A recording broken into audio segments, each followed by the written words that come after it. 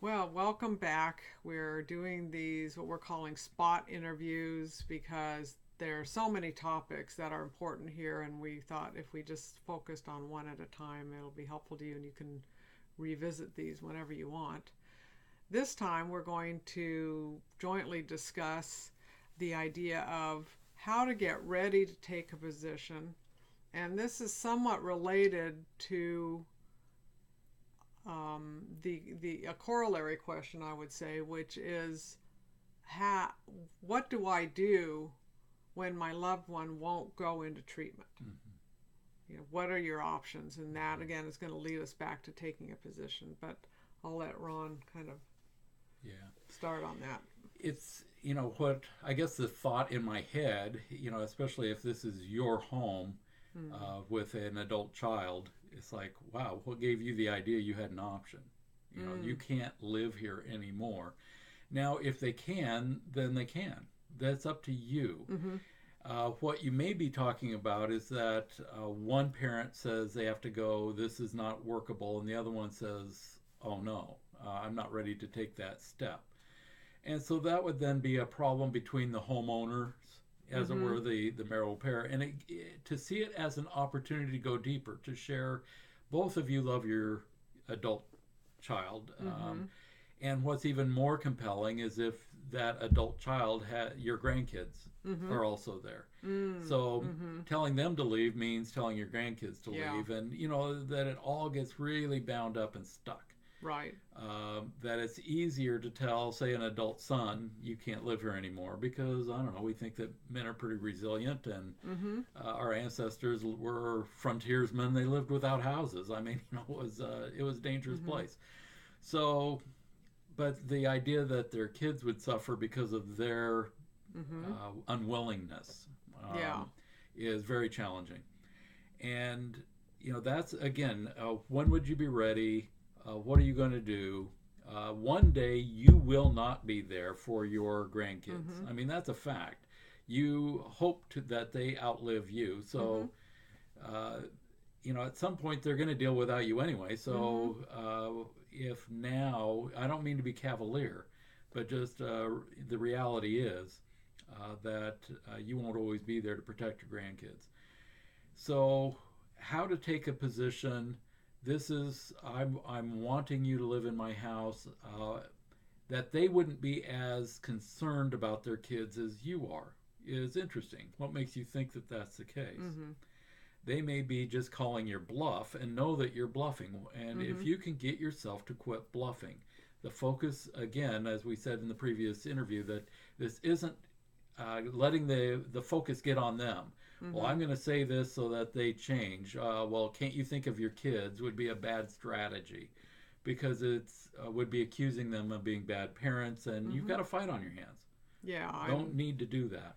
I think that is often a difficult situation where you're concerned about minor children with an active alcoholic or Right. addict, and you feel obligated as a grandparent to take care of them. The other situation would be an adult child, but one who doesn't have a job or any way to support themselves. And then you're telling them, I'm not willing to have you live here as long as you're not in recovery.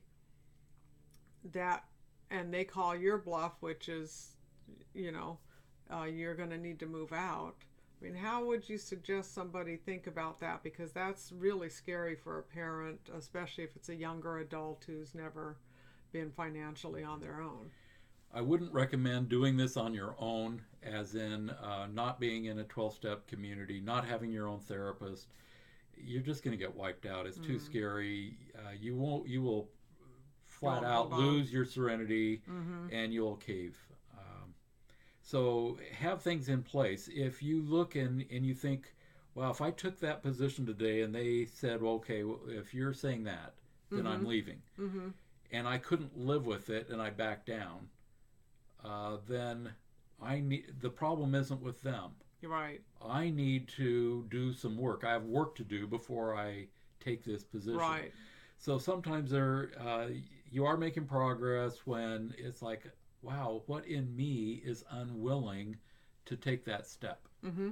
And being Yeah, able where does my to, brain go? What am I thinking and about? do I trust God enough if uh, I'm doing the right thing and they choose to do this? Can I turn my loved ones, my Mm, family, what I would die for, can I turn them over to God? mm, And that doesn't mean a quick caring. right.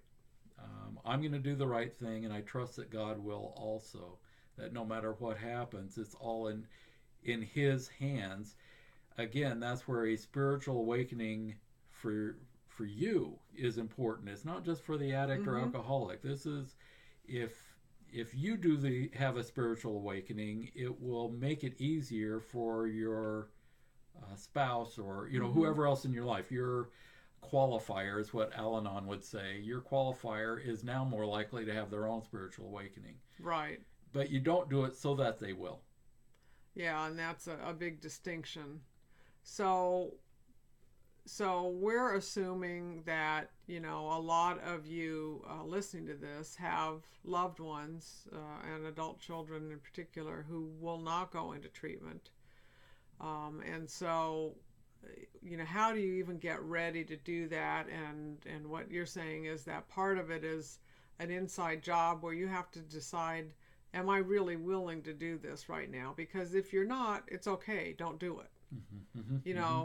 I've worked with couples where I'm going to kick him out, and I say, well, if you're not really going to follow through on it, don't threaten it. Just don't do it. Mm-hmm, You don't have mm-hmm. to. And I would say the same to you. You don't have to set a limit. If you want your loved one to live with you and you're willing to say if they're drunk or high or whatever, at least they're in my home, some people will say that.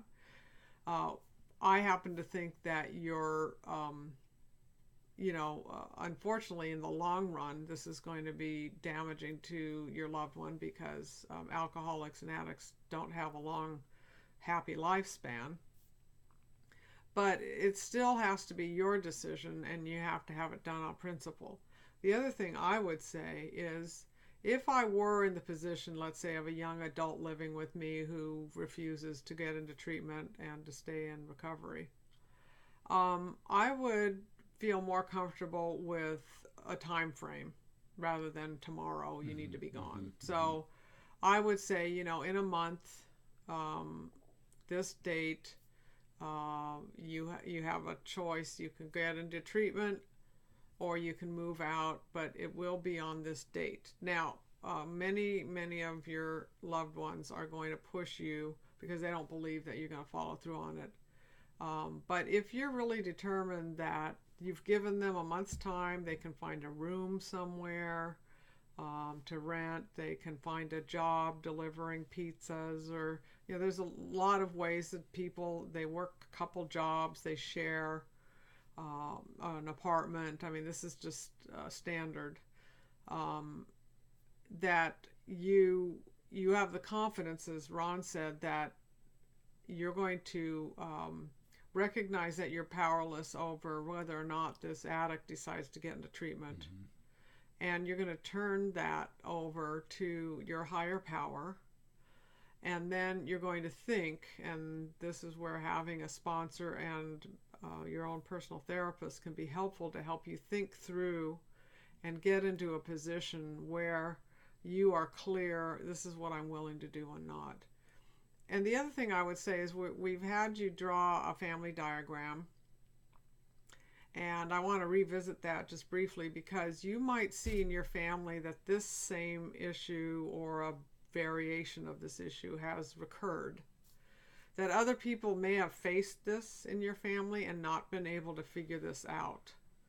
I have a client whose grandfather faced a similar issue with my client's father, and the grandfather just continued to give him money and, basically assuaged his own anxiety by bailing out my Mm-hmm. client's father.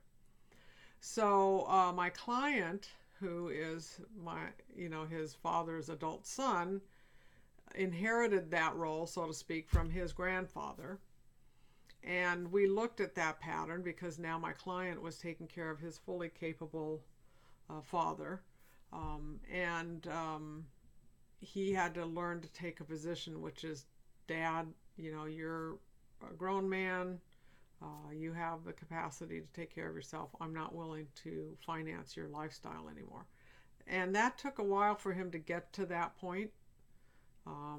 And timing is everything. But once he did, he was able to do that. So that's an example, though, of how knowing what you're up against with regard to your family system can also help you understand that you may be the one that the family, so to speak, unconsciously has selected to actually do this. Mm-hmm. So, short answer to the question, what do I do if my family member, my qualifier, won't go into treatment? Mm-hmm. One, don't tell them what to do, because they tend Right. to rebel against that anyway, and it's a likely fight. Find a way to have serenity and peace. Mm-hmm. And if you don't have that, that's your job, is to begin to have serenity and peace. Yeah, right. And begin that quest. Life isn't meant to be just endured.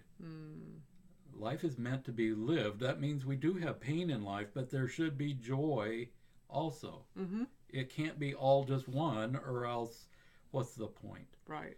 So to find deeper meaning for yourself, regardless. And again, if we're talking about adult children, we know that parents aren't meant to be burying their children. Mm-hmm. And yet Yeah. we read about it, we hear about Very it. sad. And the opiate epidemic has led many, many parents to have to bury their children. Mm-hmm. And so this is a reality that many of us are facing. And how will I find, through my grief, I will still have serenity and peace? Right. Even that doesn't mean no pain, Right. but that I will still be in the hands of my Creator, and I'm going to grow in this, and somehow I trust my God to make good come from this.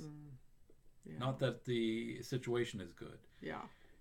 but that good will come from it somehow, because I trust my God to do that. And when you are able to do that, you're able to face all kinds of other things. Mm-hmm. That's all. It changes the dynamic.